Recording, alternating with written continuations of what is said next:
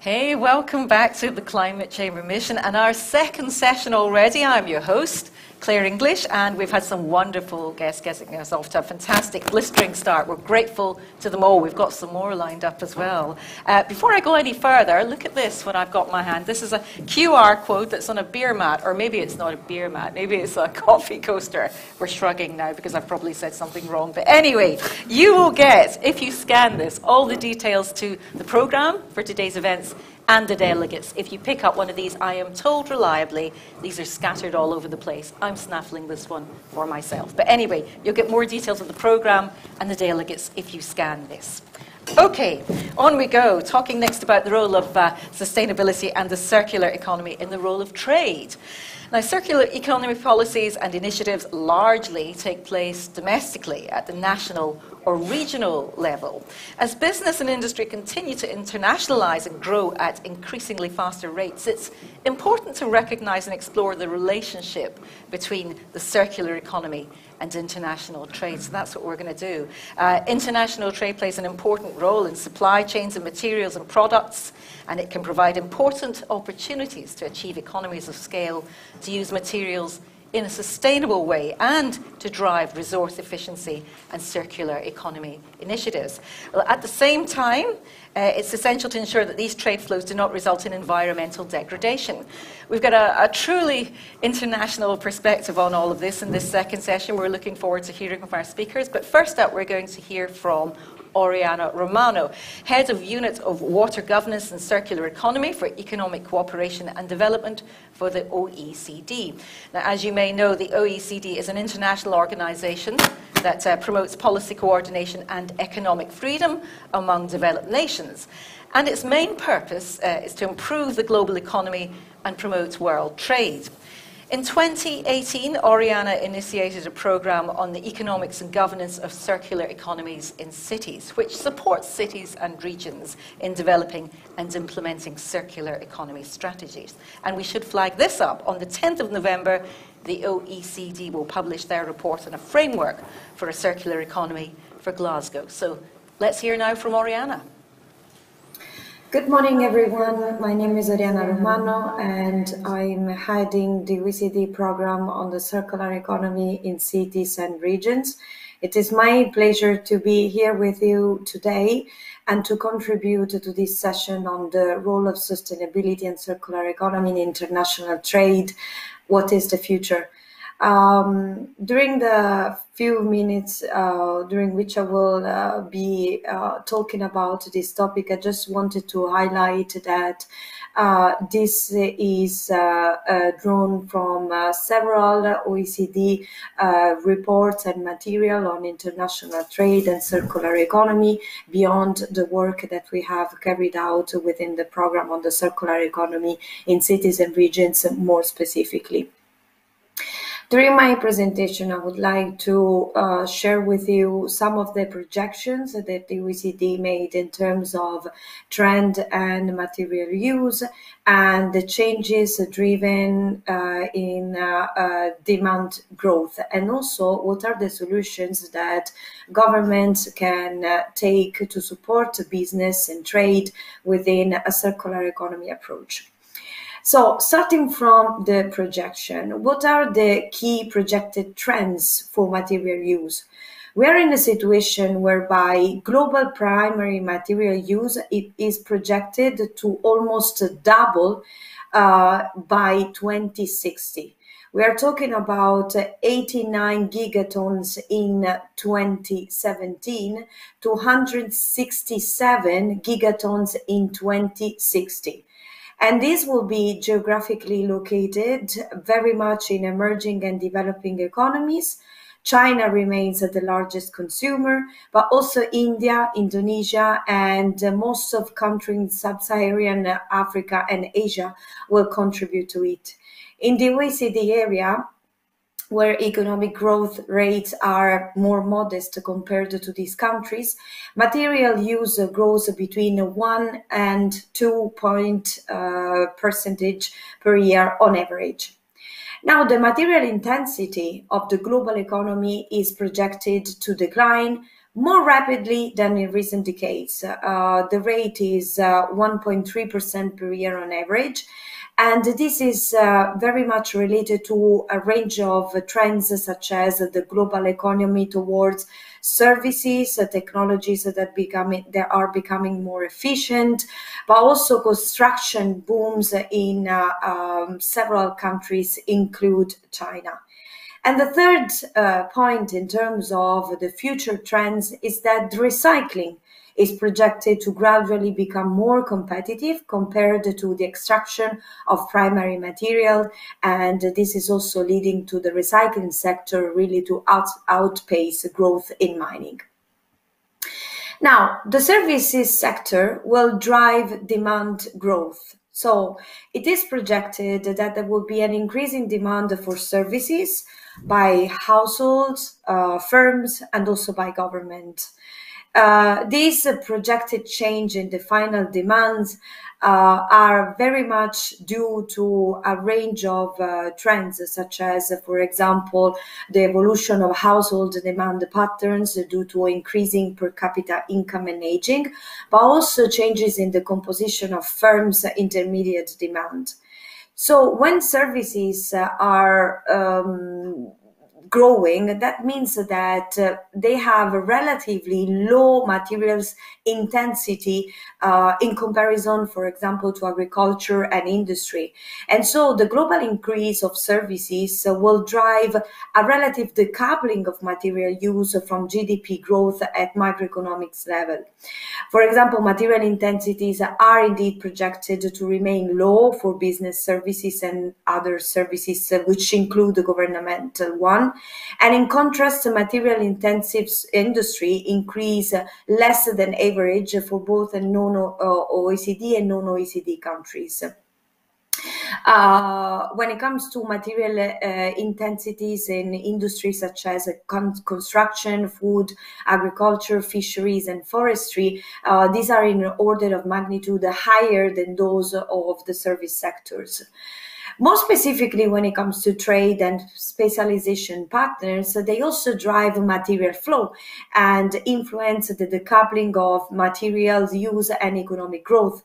For example, the demand in electronics in OECD is projected to outpace domestic production, and for this sector, part of the increase of production in non-OECD countries is driven by demand growth in OECD countries.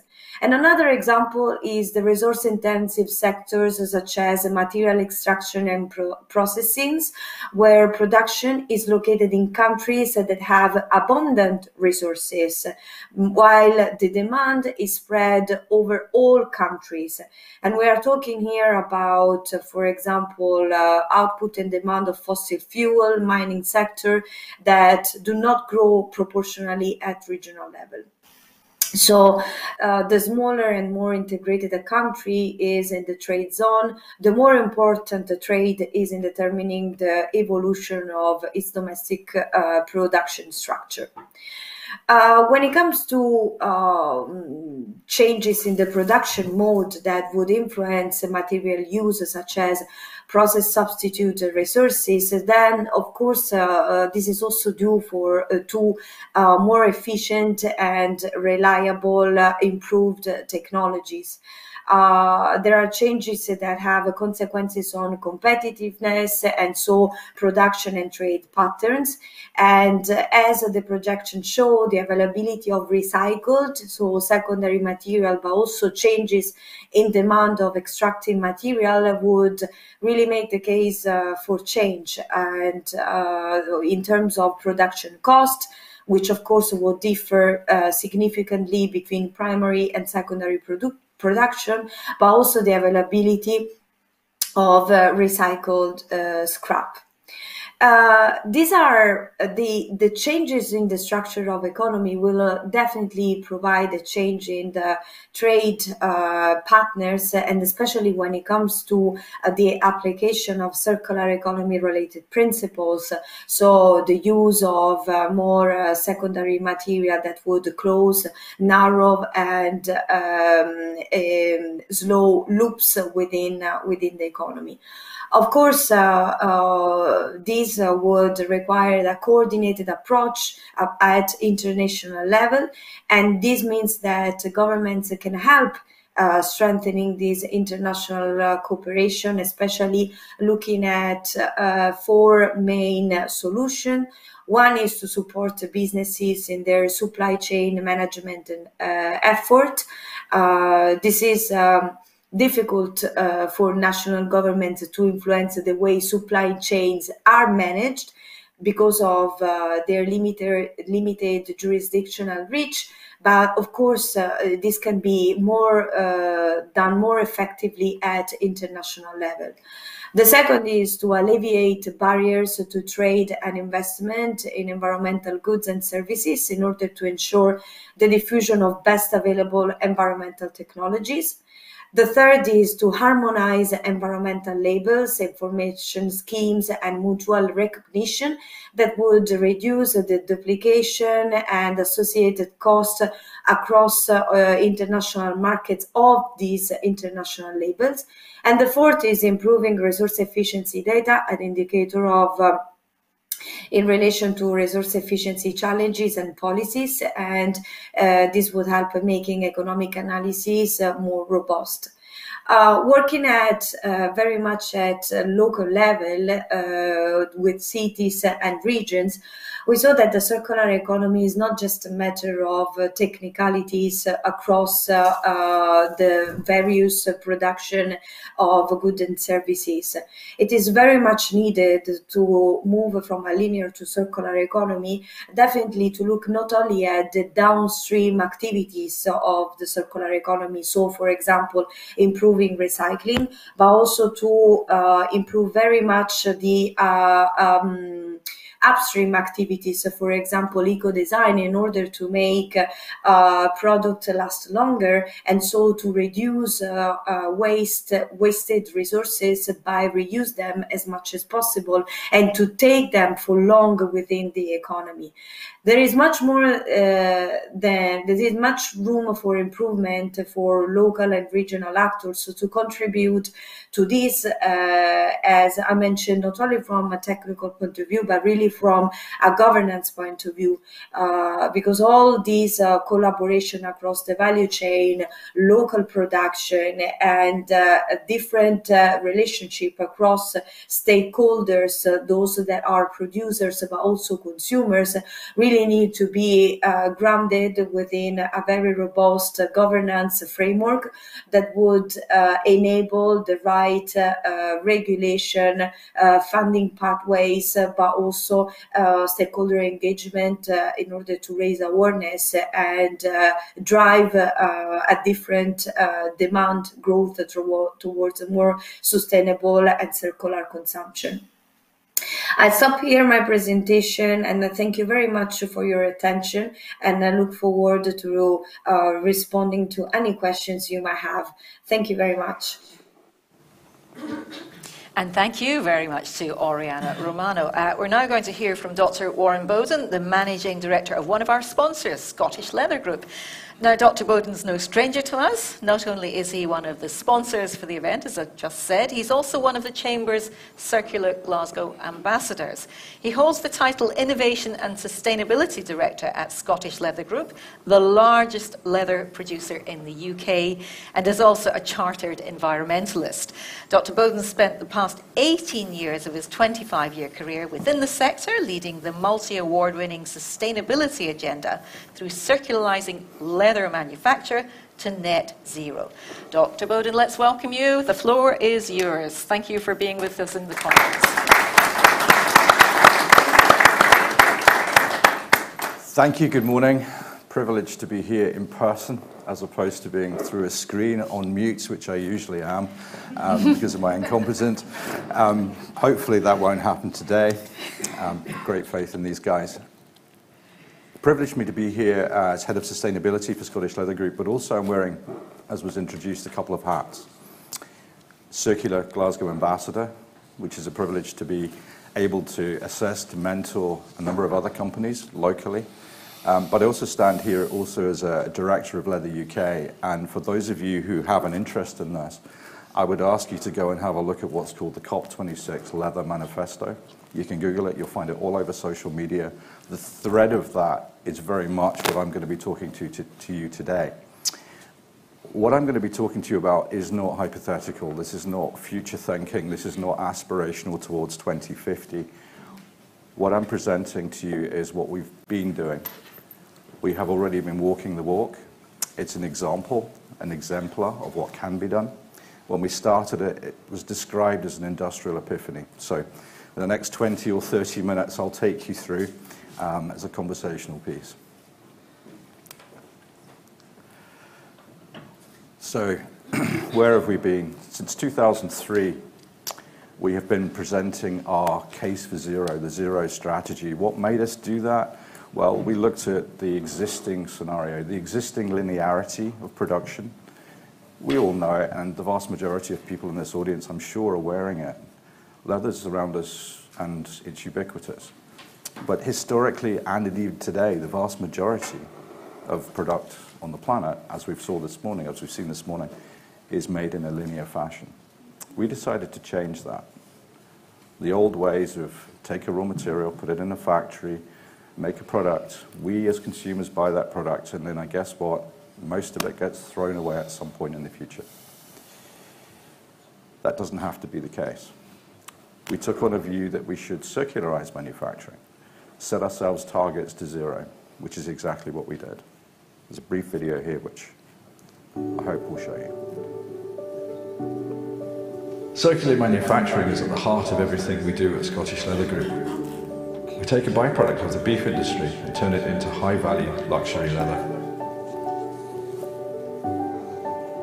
We reclaim energy from waste and use it to power our manufacturing. Water is vital to leather making, so we filter and reuse that too.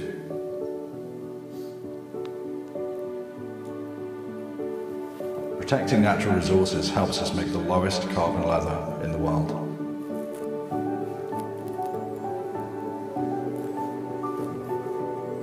At Scottish Leather Group, sustainability is at the heart of everything we do.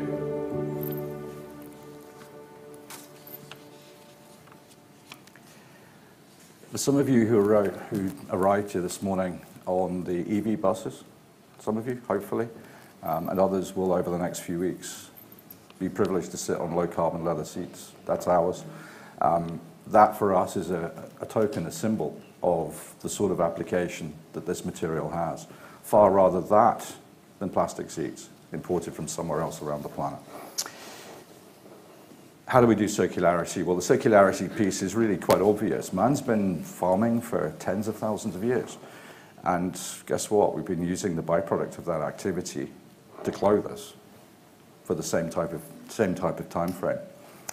What's also important there is that that entire production system has been happening long before the climate crisis. Ask yourself the question, is that the source of the problem? To me, it's not. If it's done responsibly, it can be done without impact at all, and I'm going to show you how it can be done not only with no impact, but actually potentially be carbon positive. We take a natural raw material, we put it in our factory, and instead of creating waste, we create co-products. They go into a variety of different industries, but we also convert that waste into our own heat. We use that heat to power our factories. We're 100% renewable. We use that heat to make hot water, steam, and other power uses that we have that converts this 3-week process of converting a rawhide into that beautiful product. We also make a number of co-products from that. Oils. Some of our oil goes into biodiesel production. We make around 6,000 litres of biodiesel oil every day. 6,000 litres a day from a waste material, not from a food material. The heat that we produce goes back in the factory. Much reduced fossil fuel. We also use water. Now, the use of water is an interesting one. We're only borrowing the water. We take it, we use it, we put it back into the same watershed from whence it came. We can only do that if we treat it. But when we do that, what we're actually doing is recovering the heat that's in the water because we need to heat it to use it. Well, we're recovering that heat, putting it back into the process. All of these elements mean we can circularize our own manufacturing. So what I'm getting to here is that the supply chain to us is a circular system. It's a natural bio system. It has an impact. but it has a natural system. Our own manufacturing is a circular system.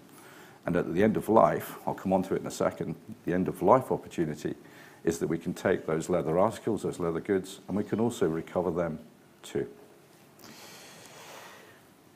In addition to that, and just for a bit of credibility, I think we've been on this journey, as I said, since 2003.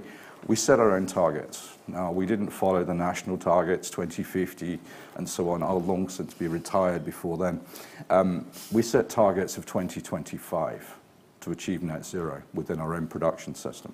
That's measured on greenhouse gas, scope 1, 2, and 3. We also set a target to be zero waste. But we're also accredited to a number of other initiatives, and we report on all 17 of the SDGs. We can't simply look at the economic or the carbon argument without looking at all of those other impacts as well. And I'm sure you're all familiar with the 17 SDGs. I won't go into the detail of them. So where have we been? As I said, this isn't just a talk about aspiration. It's actually about what we've been doing. Since 2003, we've reduced the carbon intensity of our product, measured according to Greenhouse Gas Protocol, by 90%. We're 90% of our journey towards a zero-impact product. Much of what I've just shown you, the thermal plant, the water recycling capability, careful sourcing of raw materials, has meant that we're able to achieve that target. But where will we be going? 2025 is not that far away. By 2025, if we continue the same trajectory we're on today, we could actually achieve not only net zero through our own activities without offsetting, but we could actually be producing a carbon positive product. Now, a lot of people get tied up with this carbon positive, net negative discussion. Basically, in simple terms, making our product from this raw material, carefully sourced, through a circular manufacturing process and being able to recover it at end of life is actually able to be positive to the planet. It's a positive impact on the planet. I would ask you to contrast that with some of the other materials that we see in our everyday lives. The last 30, 40, 50 years has seen a profusion of plastics and composites and fossil fuel derived this and that. I'm stood in front of one right now.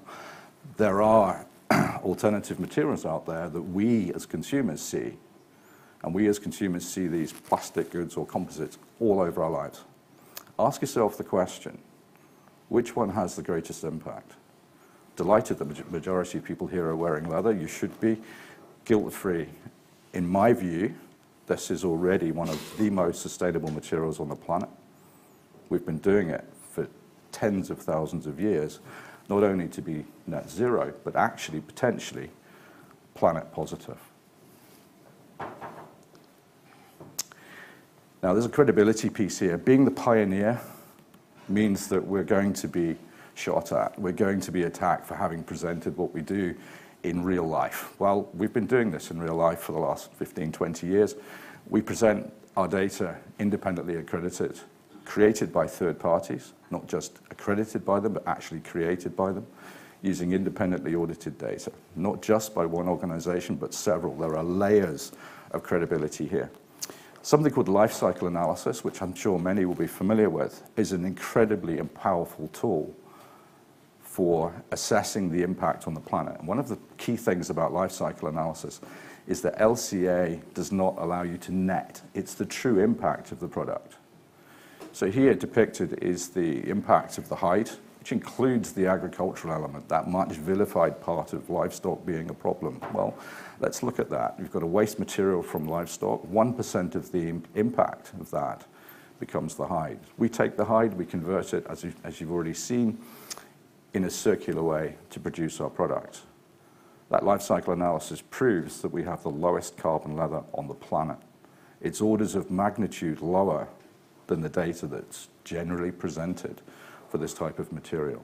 There's an awful lot of myths to be busted because it can be done properly with very minimal impact. One of the other things that you might notice from life cycle analysis is the longevity of the goods. The LCA only really captures the production phase. What about the use phase?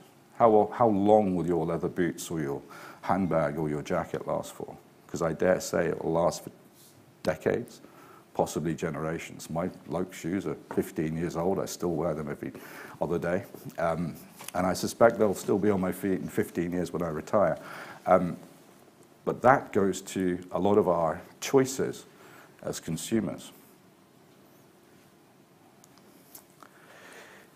Just a little bit on the livestock piece, because it's very apparent when I see an awful lot of media challenge or echo chamber noise about the impact of livestock on the planet. And some of it's real, some of it's myth. Often you see metrics that suggest that livestock account for around 40% of global warming. Well, the metrics I've seen from those far more eminent in this field than I am suggest that impact is about 4%, not 40. And when you think about it as having that relatively minor impact, compare it to other materials and other supply chains globally, it's a very different piece. Also bear in mind that there are certain agricultural systems, and we have one here. And if you are local or perhaps been to see us over the last few days, will have noticed green fields, mountains, lots of trees. Our agricultural systems here are incredibly viable, natural. Some have described them as regenerative. That contrasts very starkly with other systems globally. And I think this is where some of the change needs to happen. But if you as consumers, as well as influencers, are able to choose where you buy your product, you can actually be influencing the good practices. We buy exclusively from those net zero grass-fed sources in the UK and Ireland, and that's for good reason. Little mention about traceability for those of you in the UK, and this is a bit of granular detail, but in the UK we have one of the highest standards, if not the highest standard on the planet for food chain traceability. The hide comes from that supply chain. Every animal has a passport. Not every person on the planet has a passport. Every animal within our supply chain does. In fact, there's even DNA databases to prove where they come from. This is vital, not just emotionally or ethically. It's also vital from the perspective of knowing the provenance and credibility of your supply chain and being able to stand here and make these claims. Warren, I'm going to I don't want you to use up all your powder here, because I would love to hear some of this in the panel session. I wonder if you can just up some a little bit and then we'll move on. I would love to hear more about this, but okay. I think we're against the clock. So I'm so sorry. If you could just sum up just now and then we can talk more. I'll sum up just, can I have Perfect. 30 seconds? Yeah. The piece I'm going to come back to is this one. You're going to drive the change. Wouldn't it be great if you could see the true cost of your products when you buy them, not just the price tag? I'll leave the rest for the panel. One more piece, if I might. This is real. This is happening today. We're actually able to take a bag back at end of life and create carbon positive. As I said, this isn't aspiration. It's real. It's happening. Be careful what you choose. Choose the provenance. And one last piece. Okay. One last piece. That looks like a bit of plastic. It's not. That's actually end-of-life leather converted to another use. Could we live in a plastic-free world? And with that, I won't get told off again. Thank you. Thank you very much.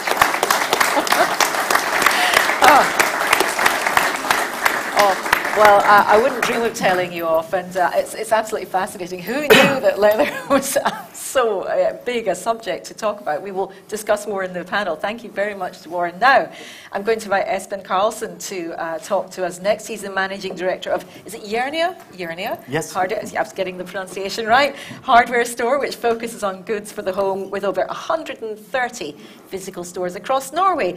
Jernia's history dates back to 1951, if I'm right. Yes, when they were established as a procurement collaboration to offer the Norwegian people what they needed for houses and homes. And today the company's holding marketing and distribution company for hardware, tools, paint, barbecue, household items, kitchenware and interiors. You do a lot. Espen, it's over to you. Thank you very much for joining us. Thank you.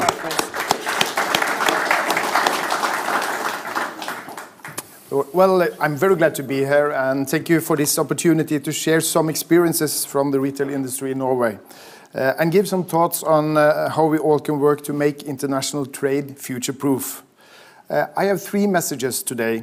1, help your customer. 2, sell solutions, not just products. And 3, be a demanding buyer. So the first point is help your customer. We have only seen the start of new customer expectations. People will expect us to be more and more sustainable and circular in the years to come. When we add new regulations and new demands from investors, it's obvious that we cannot continue doing what we've been doing so far. We must change.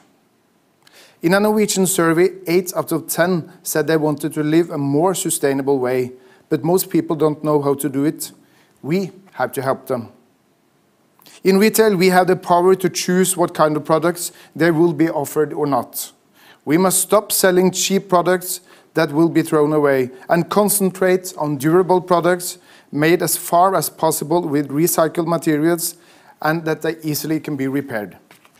At Jernia, we have started to take used pots and pans for recycling because people wanted to recycle this cookware, but they had nowhere to go. This should be a service in all hardware stores, and not just that, it should be regulated, so we all have to take pots and pans and make new pots and pans with recycled materials. I'm convinced that many of our customers want to see an industry that takes on a responsibility to use natural resources in a more sustainable way and to reduce greenhouse gas emissions. So as a CEO in retail, I have a role to play to keep the climate target at 1.5 alive. My second point is that we have to sell solutions, not just products. We have to find better mix between services and products. If someone needs to put up a painting on the wall, they don't need to buy an electric drill, they can rent it. If people buy fewer products, we use less resources. Service is a growing business area in our retail chain, and in a few years, about 1/3 of all our revenues will come from services. We rent out different tools, we repair products like lawn movers and chainsaws, and we sharpen our customers' knives, scissors, and axes. I guess some of you are thinking, can they really be making money on services? And the answer to that is yes. When we do a broader follow-up of the customers, we got a lot of loyal customers. My third and last message today, be a demanding buyer. We need to increase the demand of reused and recycled. At Jernia, we wanted plastic bags with a high degree of reused plastic, and we made our supplier get hold of recycled plastic. So this plastic bag is based on 100% recycled plastic. Our demand helped create a market for reused plastic bags, and that is one example. We have a long way ahead. We have to do this for a range of different products. We're in this together, and we need to cooperate to change our value chains. We need to be bold and demanding when we place orders.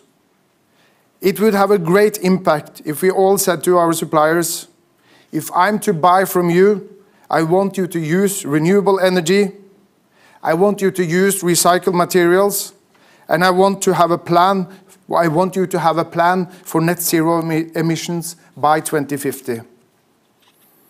We know where we are headed, so we know a lot about the future for international trade. The problem is the speed. We're going too slowly. So my hope for COP26 and the Climate Chamber mission is that we can learn from each other and be more responsible, bold, and demanding in the years ahead. Thank you. Thank you, Espen. Thank you very much. Well, the baton is handed forward again. Who's picking up next? Yep. The man sitting beside me, Christoph Brüssel, Dr. Christoph Brüssel, CEO at Senate of the German Economy. Dr. Brüssel is chairman of the board there. He studied law and politics and has a PhD in media economics. He works as a correspondent and presenter on radio and TV, and I'm telling them if anything goes wrong today, he's taking over. And later he was a media entrepreneur. He produced well-known talk shows for, is it Sat1? Is that the right? For example. Okay, for Sat1, yeah. Different outlets, okay. Game shows for RTL and Saturday evening shows for, is it ARD or ARD? Okay, I do not know my German television programs as well as you do. Dr. Brüssel is a man of many roles. In politics, he's been active in various CDU functions for more than 35 years. So we really need to hear from him now. Let's introduce Christoph to the podium. Thank you very much.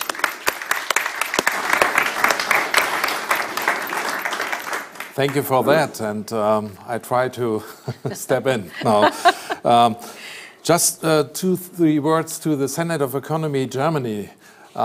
We are a group of personalities from the business and from the academic science, and we try to find solutions for the big issues of our time now. But we are working for common good. We don't force particular interests. We try to find solutions in the common good sense. So we talk a lot about sustainability and business, and sustainability will not leave business anymore, I guess. The crisis of the last 2 years and the pandemic experience generate a new awareness. The society has a different feeling and got aware that there is something happened. The environment, the climate change, this is not abstract. We got aware it's real, it's now. The future is now. We are not talking about our grandchildren. We are talking not about our children, we are talking about us. This is the future now.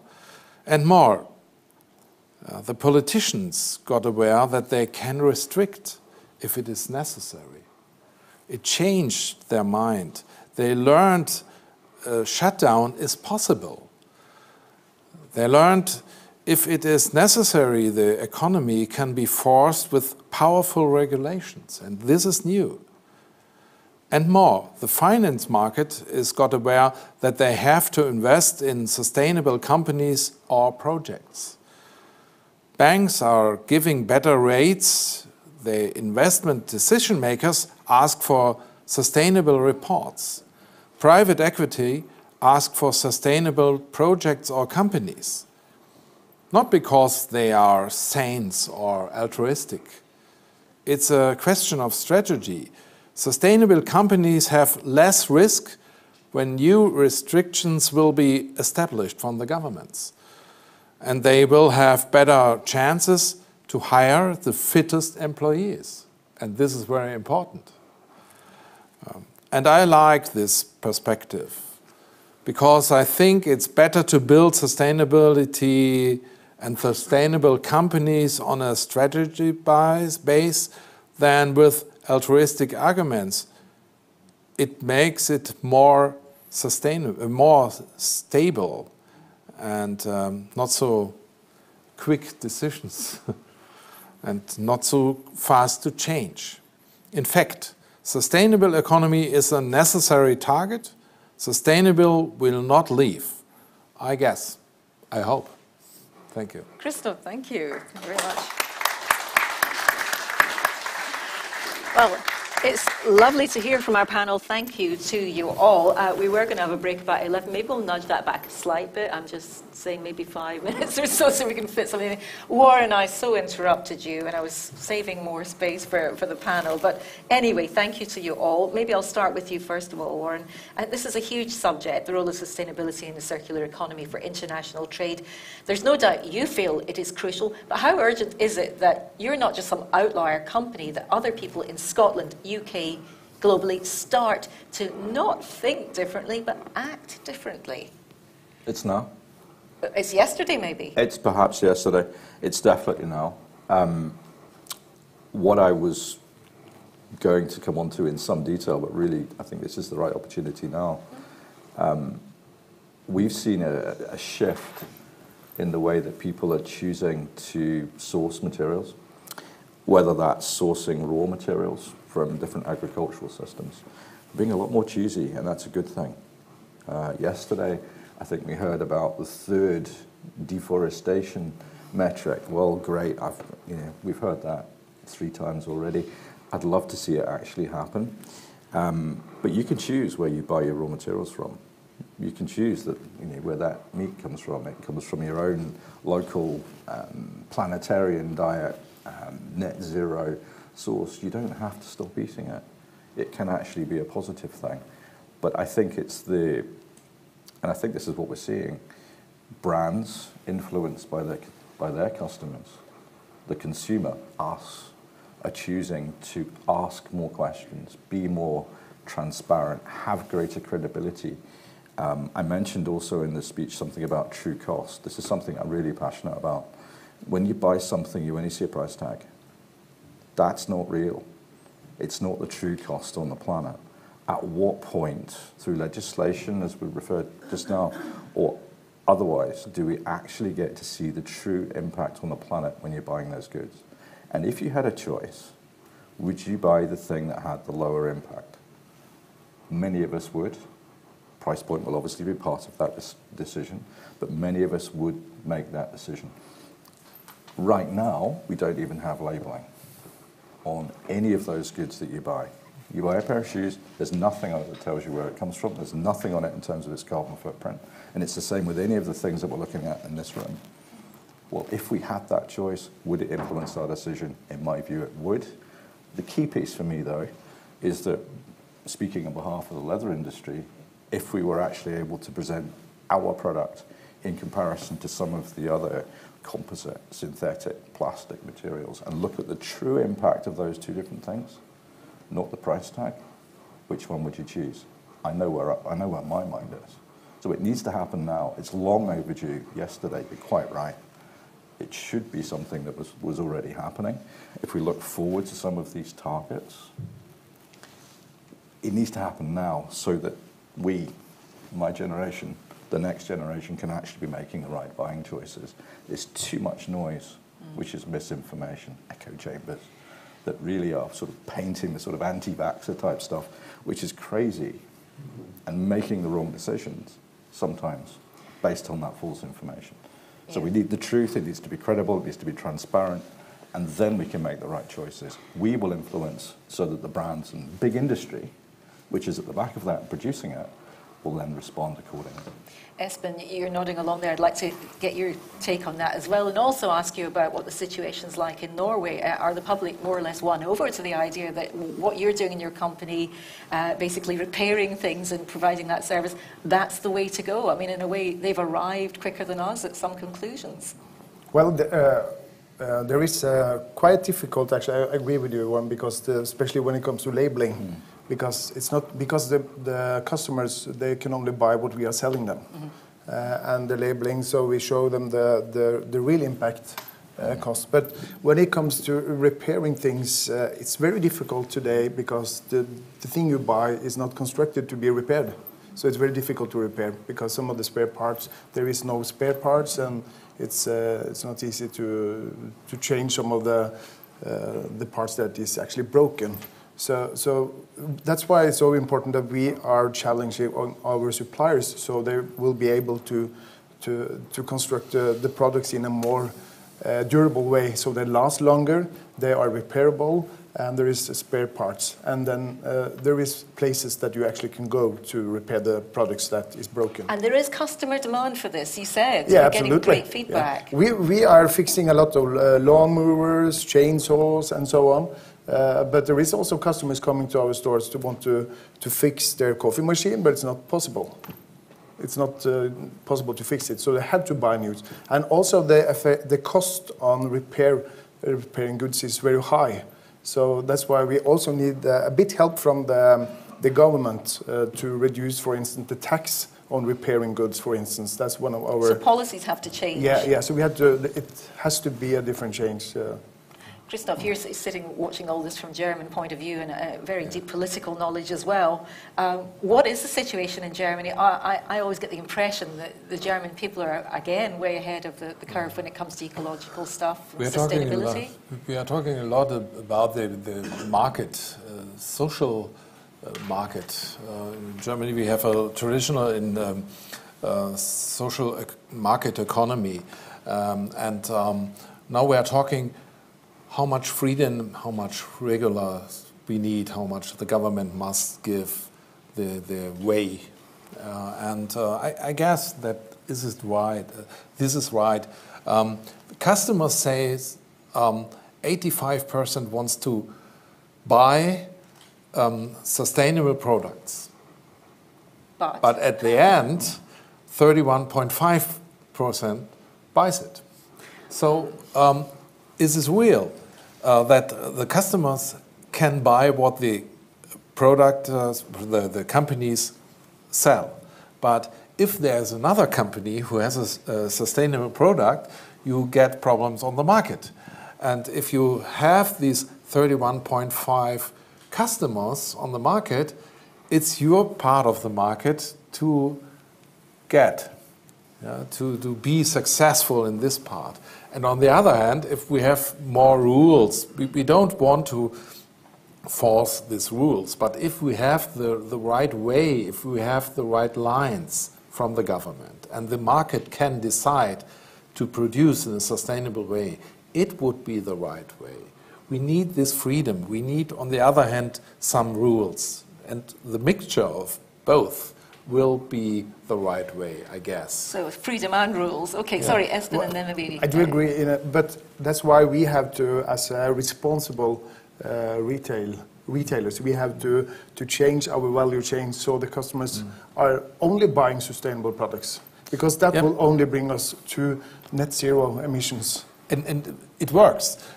We have a retailer in Germany who made an experience with bananas. They sell biologic bananas, organic bananas, and it does not work the real. Then they put away the original, not organic bananas and only sold the bananas, and it was the same number. They sold the same number, a little bit more price, but they sold all the bananas. So they decide we only sell organic bananas, and it works.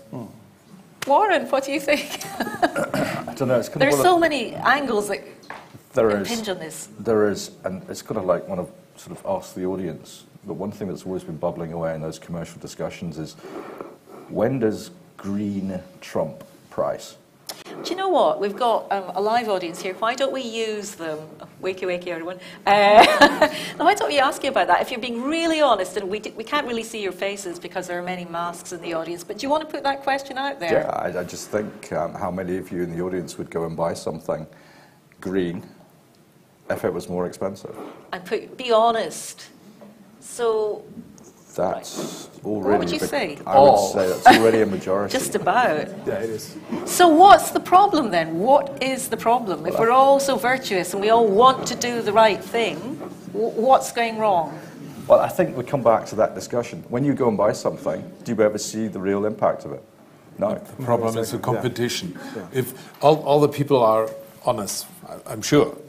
But we have, I don't know. They look a bit dodgy to me. We have different figures. We have different figures.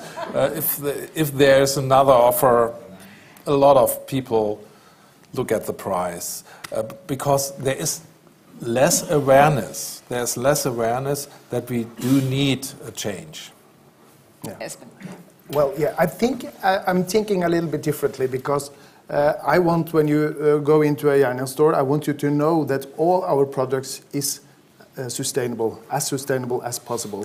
So what we're doing now is we sell a lot of pots and pans. Many of them are produced in China on fossil fuel energy and so on. Now we're taking our own private label. We are producing the new pots and pans in Finland on more than 90% recycled Swedish and Finnish steel, and with only used on renewable energy. And those with such a high quality that you can actually pass the pots and pans on to your children and to your grandchildren.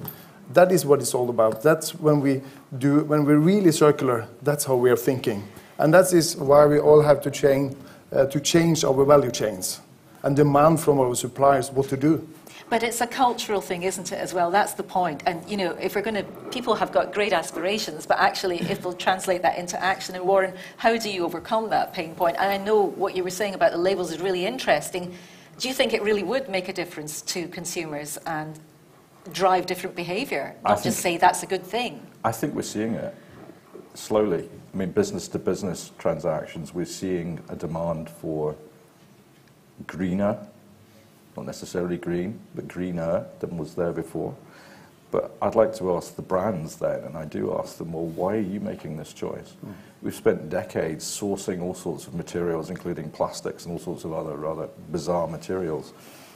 And then suddenly there's this, well, hang on, there's a natural biomaterial that we could be using, and by the way, have been using for decades. Why are we now going back and sourcing it from the right place? Why are we now changing our buying decisions? This is not us, this is the customers. And I think that what's happening is that there is a bit of a switch. I think the metrics are beginning to change, and that through consumer pressure, we are starting to ask the right questions. I mean, I'm not a great fan of social media, but it's a great place to see the view. It's sort of a barometer of what's going on. Echo chamber views are not for decisions, but if the brands are going to start changing where they source from, the whole supply chain, the whole ambition to 1.5 degree requires not just one company, requires whole supply chains to live that, which means that all parts of it have to be working to the same end.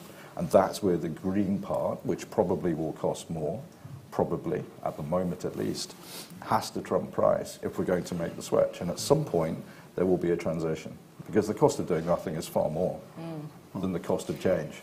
Have you looked the commercials in television in the last 6 months? It changed. There's no product which is not sustainable. There's no company which is not sustainable. Isn't that worrying as well, that this has become a bit of a buzzword? The whole television is sustainable commercials. and it's good, a good idea, because the awareness changed.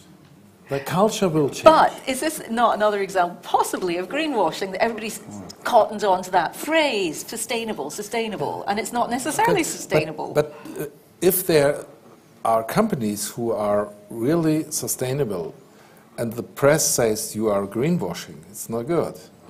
And if there are companies doing ads and commercials with greenwashed products, the media will fight against it, and the customers will fight against it. So it will change the whole business, I'm very sure, and media is not bad, and the commercials in the media are changing our awareness right now because of the experience of the last 2 years.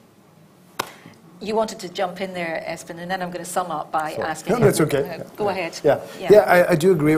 That's why we in Järna we don't use the word sustainable in our commercial ads, because we try to be more specific.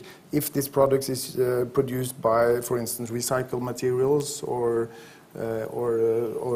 fossil-free energy and so on, because I don't think, if we're quite honest, I don't think anything today is sustainable produced in. That's not many products except yours, maybe. You're the only one, Warren. So, but back to change our value chains, because for 2-3 years ago we started a fight against styrofoam because in the packaging, because it has a huge impact in the nature. So we abandoned it, and actually in 2020 next year I think we're more or less out of styrofoam. But for instance, we did that with Charbroil, which is a huge American barbecue producer, and so this season all our barbecues from Charbroil is without styrofoam.